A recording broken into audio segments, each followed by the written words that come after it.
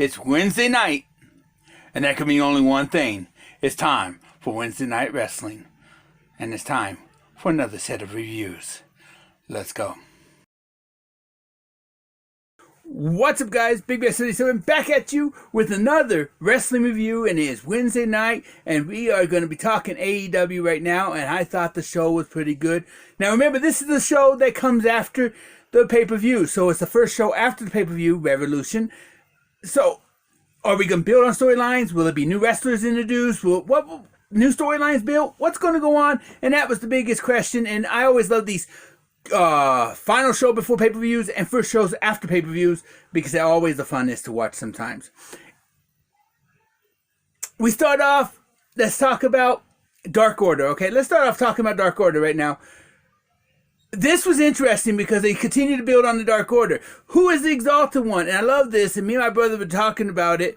It's got our minds complex. You're trying to guess who it might be. You're guessing a former WWE wrestler who just let his contract run out. Could it be him? Who knows? This is really interesting because AEW Creative has taken you and they now have you playing the guessing game. That's good creative right there. So who is the Exalted One?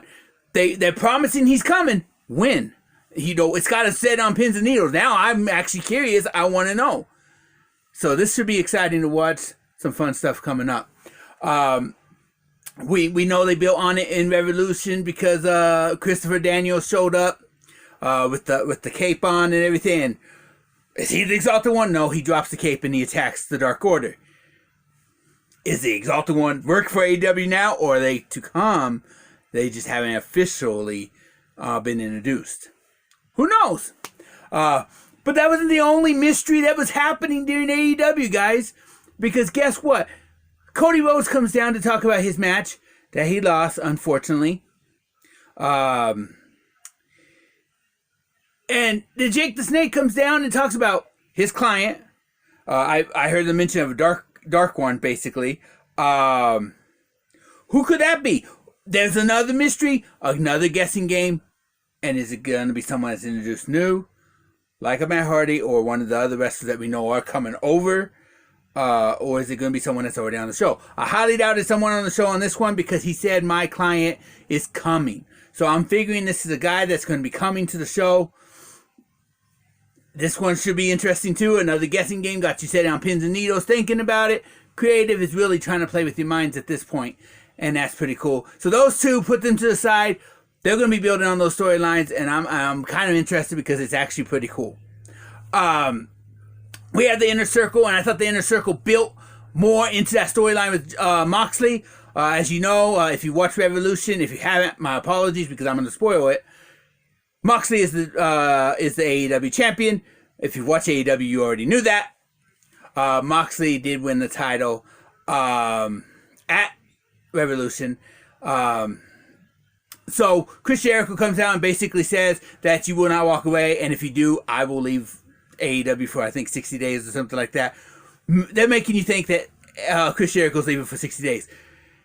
Spoiler here, he does not leave for 60 days. He will not be leaving for 60 days. They actually attacked, a couple masked men attacked Moxley on his way to the ring. We all knew who the masked men were. It was very predictable. It was the Inner Circle. They beat Moxley up. They threw him down. Boom, boom, boom, whatever. Which was interesting, which was fun to watch. I was like, okay, they're beating up Moxley. Well, this was supposed to be Darby and Moxley versus the Spanish God and Jericho. Now it's a handicap match, Darby versus Jericho and the Spanish God. And then the three come down, so now it's really a 5-on-1 match. But you know what? Darby put on a show. He put on a show. Come on, guys. And that was beautiful. I loved it. I enjoyed it. The whole match, even if it was set up the way it was, I thought it was well told. A lot of times it's not well told, and it's like, oh, I hate this. This is stupid. This is dumb. No, this one was well told and was fun to watch. Then, all of a sudden, here comes Moxley. Match is over, right? Inner Circle wins. Here comes Moxley. He's coming down and he's fighting him. He is fighting him. Well, they finally take him out. They take him up to the top. And this, guys, Jericho is really good with the mic. Let's be honest. He's one of the best heels in the business. He yells at the fans for not being able to chant properly. He constantly throwing jabs at the WWE. And with the ultimate jab of the night, they put Moxley up into the powerbomb. Now, the reason this powerbomb was a jab at the WWE, it was a Shield powerbomb.